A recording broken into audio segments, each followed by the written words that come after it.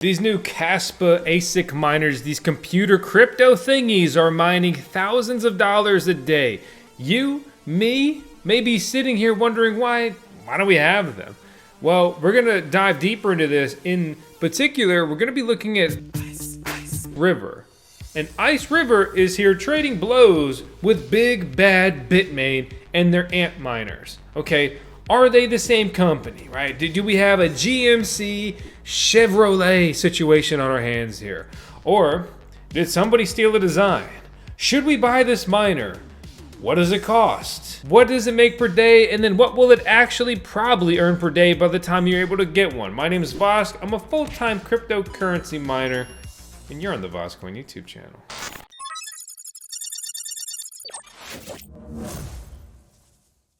IceRiver is boasting the sales are starting soon and they'll be shipping within a month, most likely, of your order there.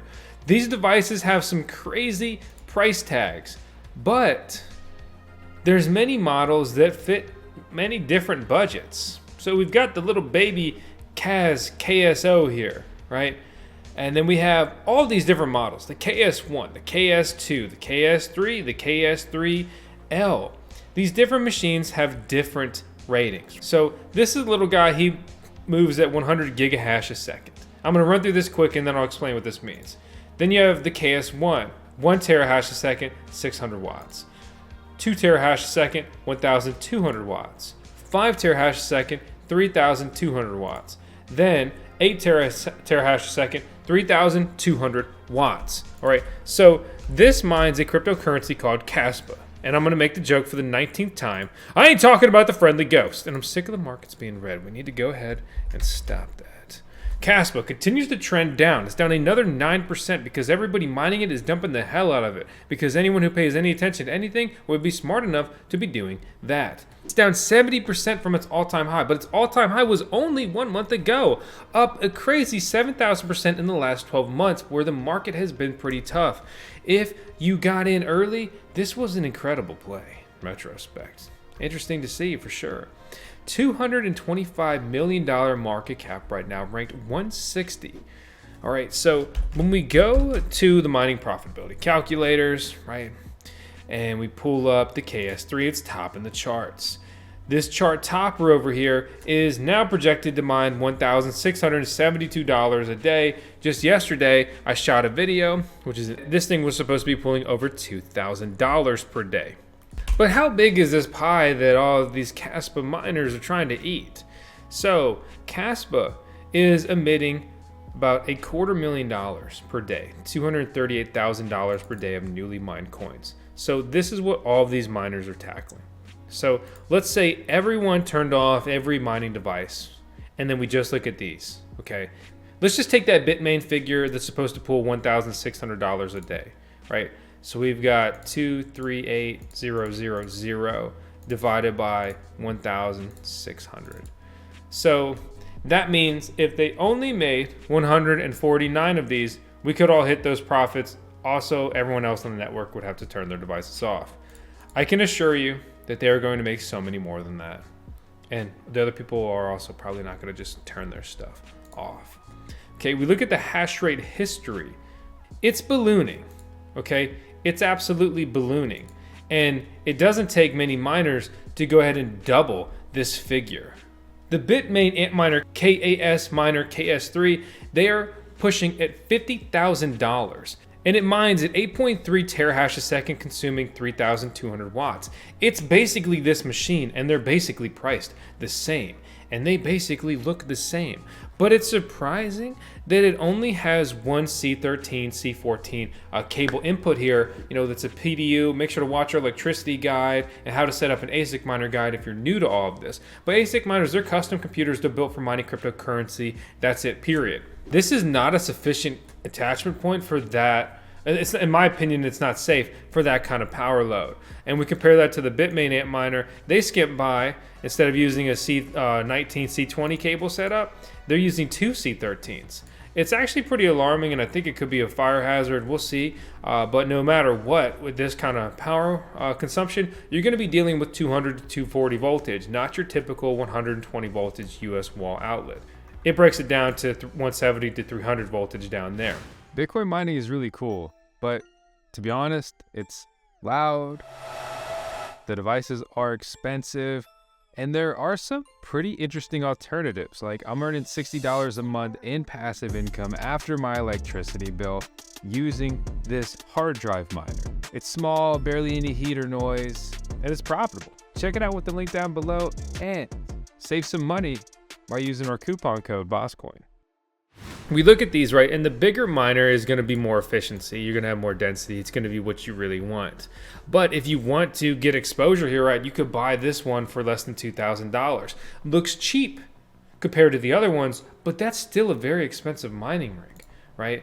For an unproven cryptocurrency, new cryptocurrency, and the network is rapidly changing. This is just like all the Cadena ASICs, where Gold Show had the lead and they were putting out these miners and they were selling for 20, 30, 40, 50 grand, 10 grand. And then Bitmain came in with a bigger miner, a more efficient, and absolutely crushed them, and made a ton of money and made those other ones obsolete.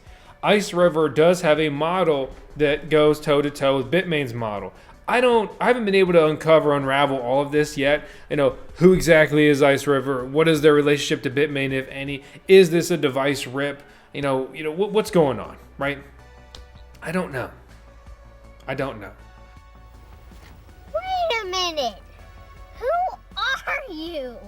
If you know, I'd love to hear it down in the comments or on our forum VoskCoin Talk or in our Discord server. Let me know if you know. I'm all ears.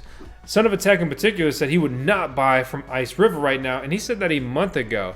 I agree with them. I agree with him even more so right now. Okay, Red Panda Mining has kind of been on the forefront of Kaspa mining, along with Son of a Tech and some of the other crypto mining YouTubers. A lot of coverage from him over there.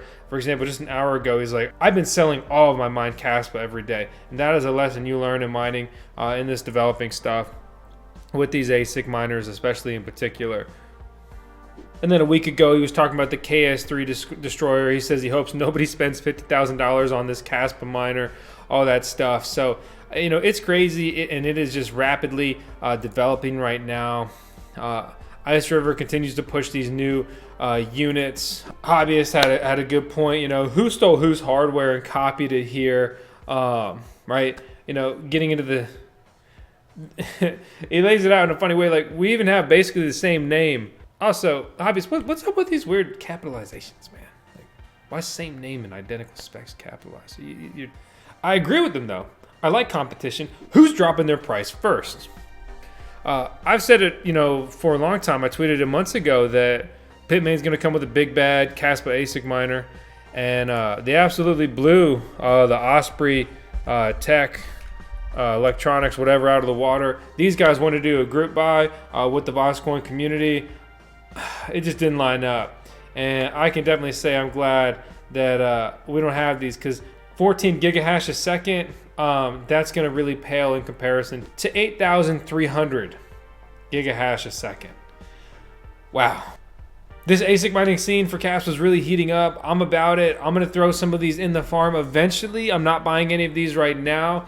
It's just the prices versus the returns versus the network exploding. They're preying on people that don't know how to run the numbers. The network's going to double, triple, quadruple. The earnings will rapidly drop as that is happening. I think Kaspa's cool. I'm not like a huge fanboy. I'm certainly not a hater. I'm a fan of all proof of work projects that are half decent, right? Do it. Go for it. I'm about it. Let's get some fast blocks. They're building a platform here, a scalable proof of work platform. Yeah, that gets me excited. That gets me worked up. So, another day in the life. It's crazy here. I don't want to drone on and on or talk in circles. This is the situation on IceRiver and kind of what's going on. To really round it out here, I think that really you'd be reckless to buy one of these. Fortune favors the bold. Always love that quote. It has nothing to do with that Matt Damon campaign. And that's true. And historically, the buyers of first batch mining rig releases have almost always done well, or at least broken even, worst case scenario. But I don't know about this one. Of course, I could be wrong, but I'm not going to be the one throwing 50 G's around hoping that it works out, especially on a cryptocurrency that's rapidly dropping as people sell this thing into oblivion. A lot of new sellers. A lot of these miners are not long-term holders. People buying a 50 grand machine are going to be heavily incentivized to sell the out of the coin that they are mining right now.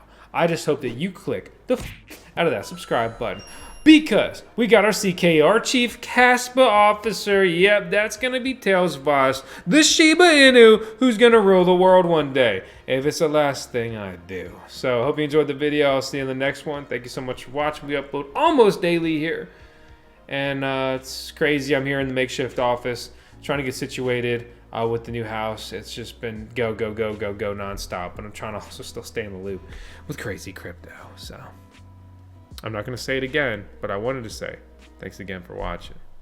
I already thanked, I'm going to be like the guy who says thanks like 9 times. And I'm clicking the button. Goodbye.